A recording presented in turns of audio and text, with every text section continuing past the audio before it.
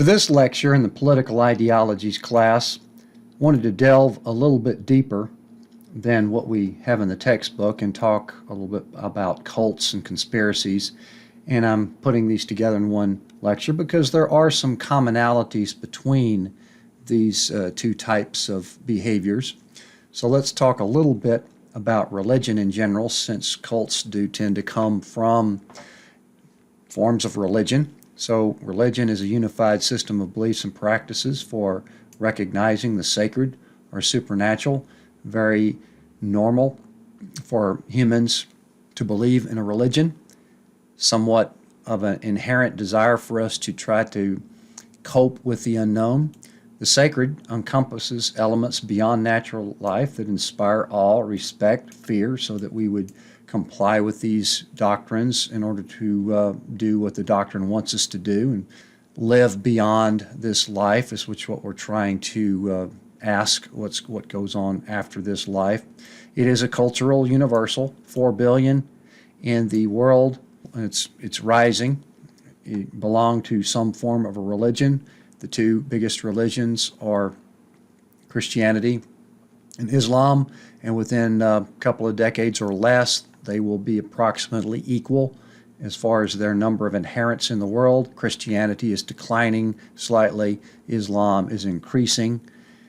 70% of Americans identify as Christian, and that has been on the decline for the last couple of decades, but still a fairly strong majority there of America as being somewhat of a Christian-oriented society, particularly in our values and the norms that have been established for the past couple of hundred years. And religion, very often, is this unifying factor of ethnicity, which we've talked about before, that has positive benefits of solidarity, bringing people together, as well as dividing people into groups that enhances conflict. The origins of religion. This is a biologically based capacity of humans, as I said, that's fairly inherent within us to want to strive in some way to cope with the unknown.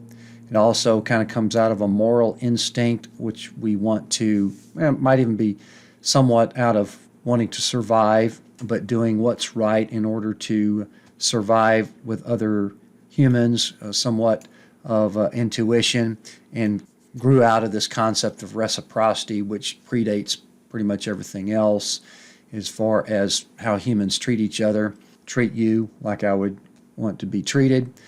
So over time, religion began to codify what the appropriate behavior responses were to human empathy and sympathy instincts. And of course, it really plays right into our human desire to be in groups of people, which we've talked about several times before, a very groupish species, and religion does provide that avenue.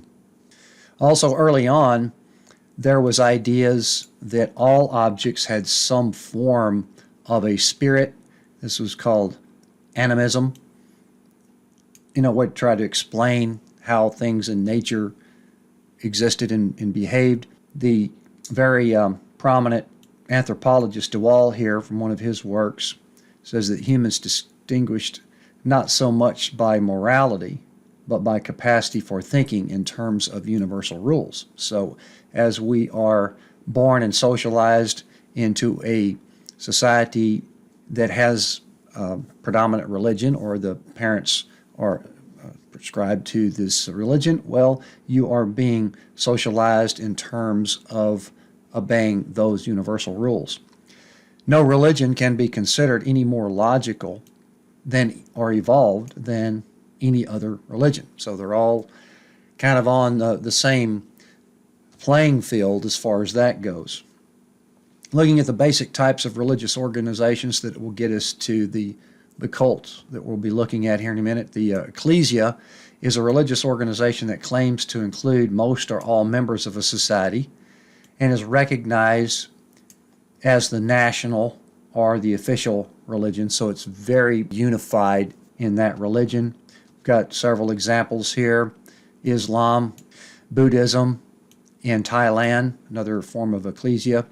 Denominations Those are the large organized religions not officially linked to the state or the government, such as the United States. Christianity has several different denominations, at least 25 Christian denominations in the U.S., and that doesn't even include many groups that may not be deemed as official and may even be considered somewhat of a cult type of organization. The sect is what we've already touched on, particularly in Islam, a religious group that has broken away from another religious organization. And the biggest examples that we've talked about so far is the Sunni versus Shia divide, where those two sectarian divides has created a lot of conflict in the Middle East. But a sect is attempting to renew the original vision of the faith. Jehovah's Witness is considered a sect. The Amish are considered a sect, both of those of the Christian religion. There may be some debates on whether or not they do have some cult-like properties, but in this case, more of a sect that is trying to renew or go back and highlight the original ideas of the faith. The cult, which is the simplified term for new religious movements, these are smaller, often secretive groups that represent a new religion or an innovation of an existing faith. So that's what we want to talk about here a little bit more detail. Interesting thing is that most major religions began as cults, including Christianity, in the centuries after Jesus Christ had lived.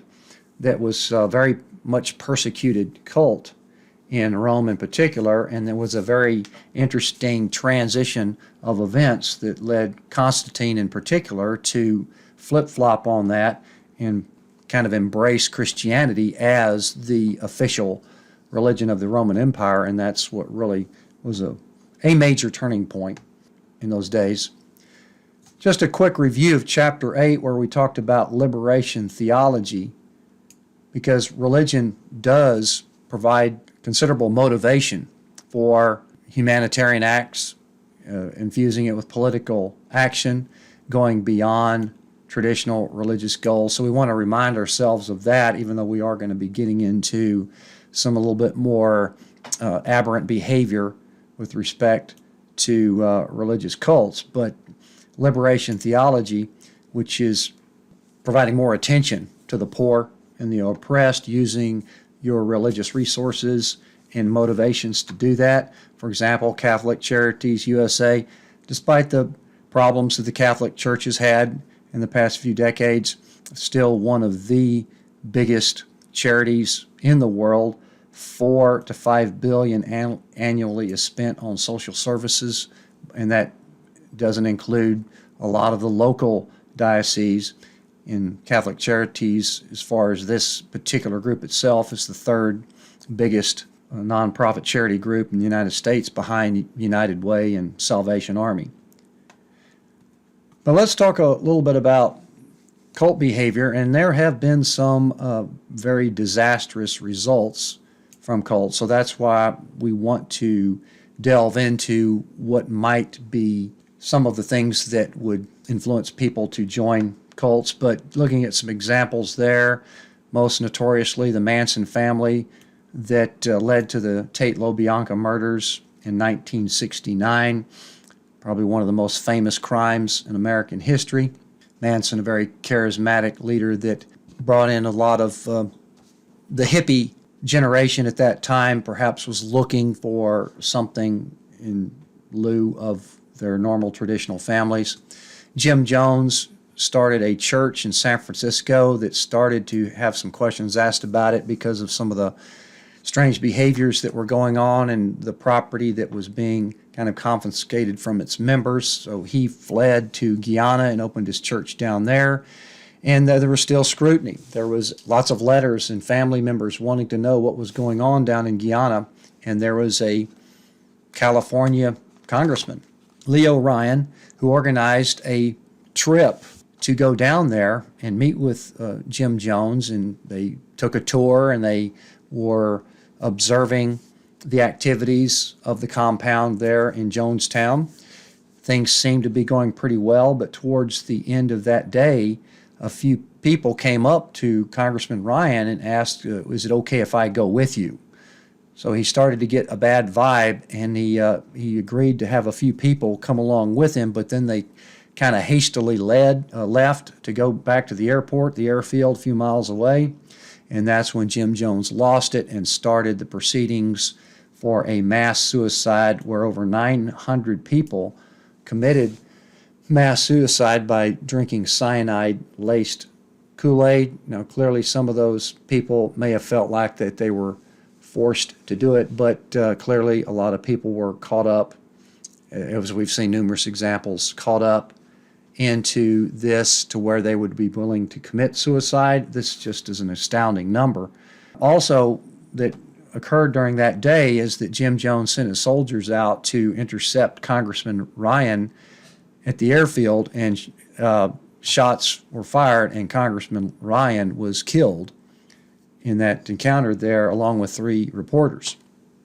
So Jonestown is considered one of the most horrendous examples of a cult gone wrong. The Branch Davidians in Waco, Texas, another example where a cult that had been forming that was somewhat of an anti-government type of cult, and they were stockpiling weapons. The ATF tried to search there of the premises. There was a 51-day siege that resulted in 75 of the Branch Davidians burned to death, including women and children. So that one had a very horrible outcome after all that time trying to negotiate some sort of surrender. But they were clearly caught up into this cult led by young charismatic David Koresh. Shinrinko, that was the terrorist group that we mentioned in the previous lecture. They kind of morphed from a cult to a terrorist group, and they did a poison gas attack on the Tokyo subway where 13 civilians were killed. And then Heaven's Gate, 1997, they were also, as you can see, all of these examples that we're looking at here were led by a charismatic figure.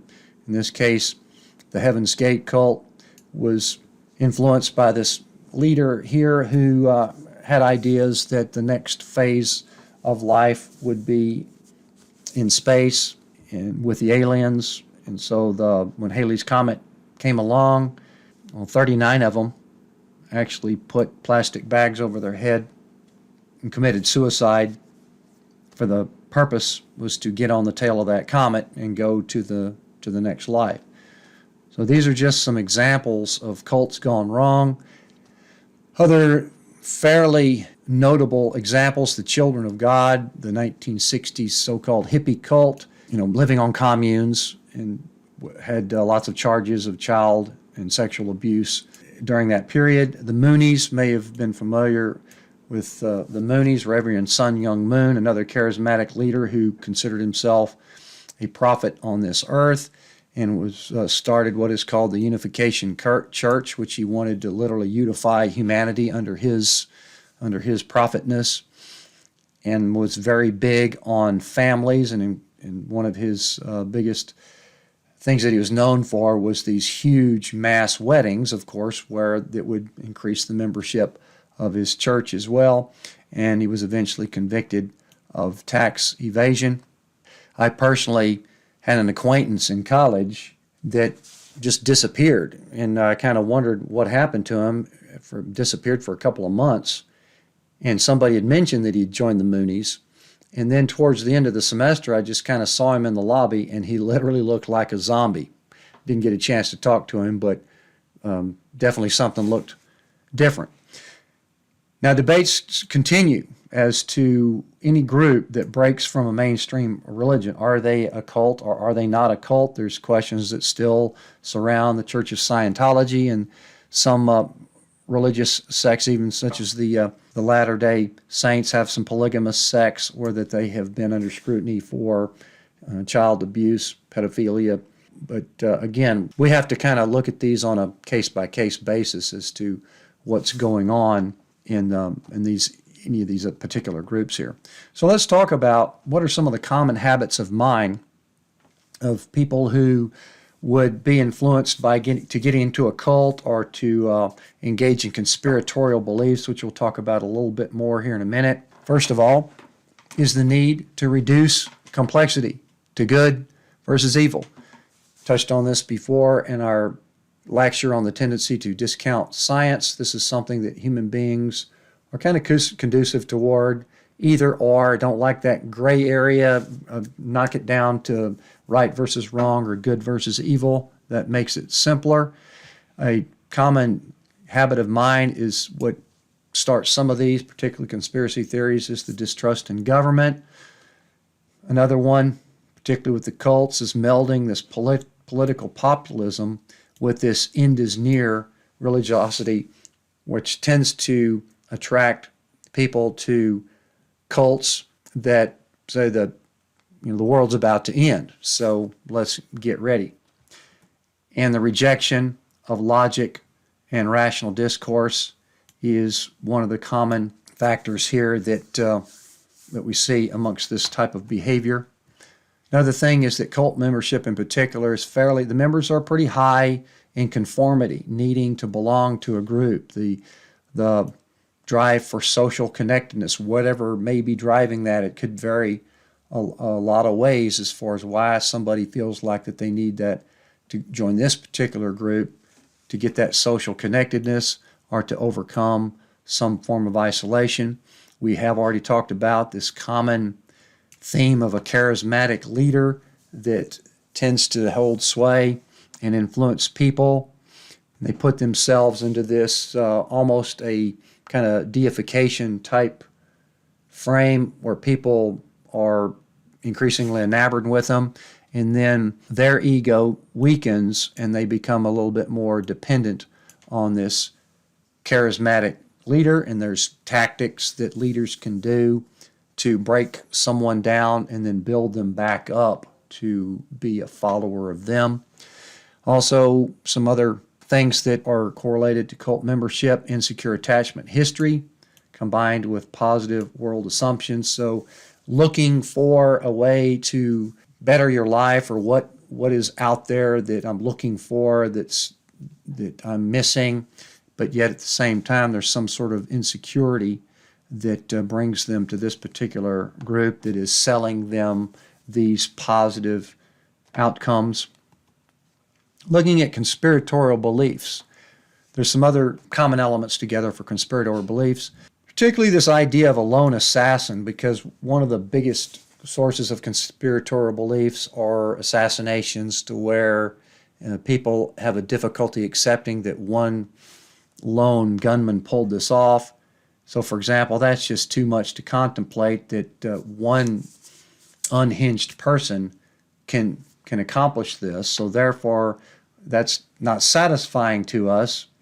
Yet, when you look at logic and rationality, overwhelmingly the common factor amongst these assassins is that they're loner, wannabe important losers that have rationalized this killing to put them up there. But for the person that's willing to buy into conspiratorial beliefs, well, that's just too easy, right? It's got to be something more complicated. There's got to be a defect in the system somewhere that either caused this to happen or allowed this to happen. Another thing that we have generally a difficult doing, but particularly more so here, is that I don't like the idea that things can happen randomly in the world. It seems like there's always got to be a reason for everything, or the complexity. I don't like that complexity. I don't like the idea that things happen just because they happen and there's no meaning behind them. Well, those things happen all the time, but it's just very difficult for us to reconcile things happening either randomly or meaninglessly. And then another consistent thing among conspiratorial beliefs is the idea that there's some sort of cabal, some sinister group of political elites, or perhaps bankers or corporate oligopolists, that are coming together, hence conspiring to do something to make them either more wealthy or powerful, or better yet, to make your life more miserable. Another common factor of conspiratorial beliefs is paranoia. Paranoia about something, that something's wrong out there. I can't put my finger on it. Paranoia. And then this idea of the myth of hypercompetence, which is a very interesting dichotomy that tends to follow along with conspiratorial beliefs. And that is, while this so-called cabal is subhuman, almost evil, and its deviousness and lack of morality, at the very same time, it is simultaneously superhuman in its guile and its discipline and its singularity of purpose. Another way of perhaps explaining this ironic dichotomy here is that people are putting two opposing viewpoints together. How can both of these things happen at the same time?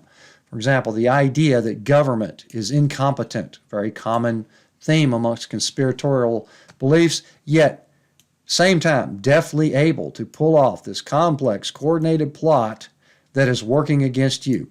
How can both of those things be possible at the same time? So that's another common factor of conspiratorial beliefs. Another one is the distrust in the media. Journalists must be in on this cover-up, whatever's going on here. This, however, results in a failure to understand the media's rational choices, their own biases, and what commercially attracts readers. Media, for the most part, have to generate revenue. They have to put news out that they know that readers are going to want to read, and that in most cases is very common amongst all media outlets. Whatever is news at any given time, well, it's going to be news to this media as much as it's going to be news to this media. Obviously, people that want to join media outlets, they are not necessarily the type of people that are looking for wealth or power. They're looking generally, the people that want to write stories and put the news out there, they are looking to uncover the truth, to figure out what's really happening. That's generally what's driving people, so to seek out the truth. But there's other things that are working against the media, increasingly dealing with financial pressures because of the competition with the internet. And so therefore there's more competition for speed to get the scoop, and they can make more mistakes. And then the increasingly polarized political mentality in America, for example, the increased partisanism that starts to find its way into certain media outlets. That's why it's very important, and I'll touch on this again, I've touched on it before, very important that we appreciate and maintain the credibility of an objective media, an independent, autonomous, free press that's out there trying to figure out what's going on. With foreign policy in particular, it's when we study politics, whoever's in power, the opposition party can always criticize whatever a president does with respect to foreign policy. That seems to be a little bit easier to criticize. So it is a little bit frustrating, but foreign policy in particular gives the opposition an easy platform to criticize anybody in power unless there is a widely perceived direct external threat, such as 9/11 and then coronavirus, which for a while anyway tends to unite people. But this is just another avenue that provides motivation for conspiratorial beliefs. And as I've touched on before, particularly with the white supremacist hate groups, there's a lot of nostalgia for America's past, particularly what's driving a little bit the white male anxiety that longs for the past where the white male was in power and things were a lot simpler. So nostalgia for that past is also what brings a lot of conspiratorial beliefs together. And the preference that this is common for everyone, but we don't want to blame ourselves, so blaming conspirators removes the stigma of failure or the perception that it's our fault, that sort of thing. Or the common refrain, well, even I could get rich only if big government or the corrupt corporations would get out of the way. That's a common refrain amongst conspiratorial beliefs. The myth that vaccines cause autism. This is another item that we've touched on before, that science has never been able to determine that link, but it still lingers. People want to maintain that belief that something else caused this autism. So the drugs that my baby took for diptet, that seems to be a good, easy target. It permits the emotionally vulnerable parents, for example, to blame politically accountable villains or evildoers. As I've mentioned before, we have a difficulty dealing with randomness, and for somebody to be suffering just because, bad luck or randomness of the world, that's hard to accept. We want there to be a reason or somebody to blame as far as what went wrong or what causes that suffering. And as we talked about quite extensively in our lecture on discounting science, we are unable to take experts' word, a tendency to discount science, particularly if it threatens our beliefs, and if your beliefs are bordering on conspiratorial, well, even more that we'd want to use confirmation bias to pick and choose what works for our conspiracy theory here. The paranoia that is essential for building conspiratorial beliefs is somewhat being democratized over time.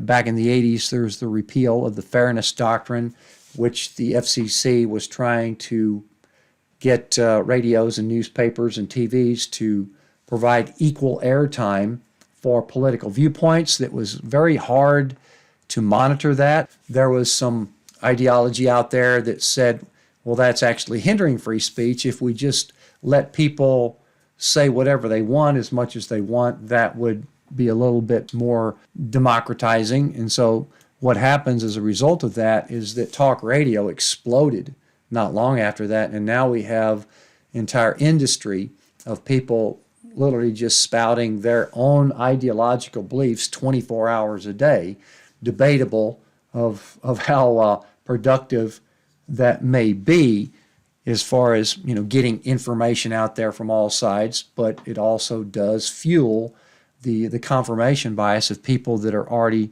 tending to believe that way. So the internet has been very instrumental in a lot of this. We could talk a lot about the negatives, obviously, of the internet, but the positive aspects of the internet are overwhelming. I can't begin to explain to you how beneficial the internet has been to me in my particular profession, but it's just like everything else. We've got to also control for what the social costs may be of it. And the internet fuels this feedback, this echo chambers, these enablers, these codependents that are feeding on these conspiracy theories, and then it's growing from there and increasing this group polarization. Studies out there now, and there'll be studies from now on, is that the internet is more than likely contributed to our increased polarization of our society, which is hurting our ability to solve problems and for our government to come up with solutions to problems. We've also started to see that the internet, if some disreputable source catches on, and we've lost this idea of how important credibility or legitimacy is, well, then these disreputable sources start gaining more and more appeal. And while I talked about that there is evidence of dumbing down, internet is more than likely contributing somewhat to that, because one theory is that the internet makes smart people smarter, dumb people dumber. So the internet is a very valuable, important tool that we are going to use for what we want to use it for. Is there such a thing as an antidote to the conspiratorial paranoia that has these generally negative consequences? Well, one author has talked about this idea of civilizational self-awareness, which I have mentioned in class before under another name, and that's where we would want to stand back and objectively observe the flaws and the hypocrisies and the double standards that are embedded in our society, in our culture, in our world, And I talked about this before under the term sociological imagination. That's where I'm asking you to step back and look at your culture, look at your country, even look at the world from the perspective of an objective observer, and look at that and say, what a curious bunch these humans are, and try to understand the behavior, analyze the behavior. Also, we could use considerable grounding in internet literacy. What is a credible source? How do we determine credible sources? Where do we see the problems with illegitimate sources or the spread of information that is potentially harmful or destructive? How can we weed that out? How can we understand what that is, figure that out, and try to promote the idea of legitimate, credible news? And a healthy society is one in which faith and skepticism, both of which are broadly defined, are in some form of balance. The reason why religion is so natural to us is because we have to have some amount of faith in trying to understand what we cannot understand, what we don't know, perhaps why we're here or where we're going, what's after that. So some amount of faith is also important, and some amount of skepticism is also just as equally important, trying to figure out why something is happening, how something happens. So I wanted to take this opportunity to touch on these ideas of cults and conspiracies a little bit more, just like I have done on a few of these other topics where I've gone a little bit further beyond what the textbook has done.